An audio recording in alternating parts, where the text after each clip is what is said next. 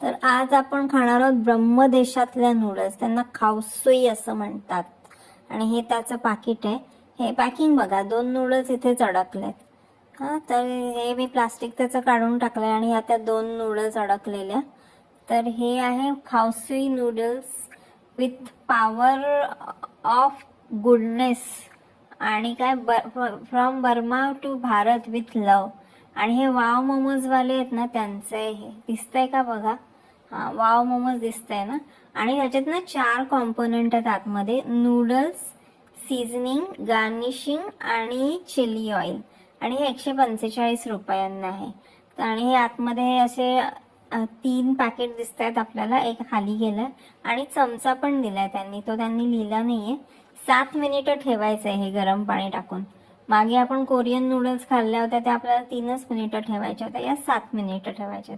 हे 2 त्याचे पाकिट, चिली ऑइल आणि सीझनिंगचे. तर ह्याच्यातल्या नूडल्स आहेत ना, त्या अतिशय थोड्या आहेत. हे मला फार आश्चर्य वाटतं. अगदीच थोड्या नूडल्स आहेत. याने काही पदर पोट वगैरे भरणार नाहीये. पण जे सूपचं जे पॅकेट दिलंय ना, ते मात्र भरपूर आहेत त्याच्यात सूप. आणि मी थोडंसं चाखून बघितलं, एक छान खोबऱ्याची चव आहे याला. आता मी याच्यात गरम पाणी टाकलंय अंदाजाने, काही मार्क वगैरे तर दिला नाहीये त्यांनी. आणि 7 मिनिटं ठेवल्यानंतर हे असं ते दिसतंय. आपण कमी पाणी टाकलं असतं तरी चाललं असतं. आणि हे आता ते कॉन्डिमेंट्स जे दिलेत ना, ते कॉन्डिमेंट्स म्हणजे तळलेला कांदा आहे, तो केवढूसा दिलाय त्यांनी. अजून थोडा देऊ शकले असते. आणि हे चिली ऑइल आहे. हे फक्त नावाला चिली ऑइल आहे, हे तिखट अजिबात नाहीये. पण ह्या 2 गोष्टी टाकल्यानंतर त्याला जी चव आली ना, अप्रतिम. म्हणजे मी अगोदर नुसतंच बिना ह्याचं खाऊन बघितलं होतं, तरीही टेस्टी होतं. आणि आता गार्निशिंग आणि चिली ऑइल टाकलं होतं, ते अतिशय छान लागतंय. आणि मी आता पूर्ण नूडल्स पण खाऊन बघितल्या. भाई साहब, ये बहुत बढ़िया चीज आहे. हे तुम्ही खाल्लंच पाहिजे. आणि आता मी नुसता याचा ब्रॉथ म्हणजे या सुपाची चव पण घेऊन बघते मी हे. तर हे खूपच टेस्टी आहे. म्हणजे खोबऱ्याचं सूप आहे हे.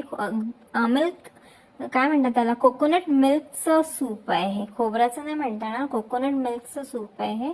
आणि याच्यात गार्निशिंग आणि चिली ऑइल टाकल्यानंतर आता अजूनच छान चव लागली. पण याच्यात नूडल्स खूपच कमी आहेत. तर पुढल्या वेळेस मी काय करणार आहे ना, वेगळ्या नूडल्स मी शिजवून ठेवणार आणि त्या ह्याच्यात टाकणार आहे.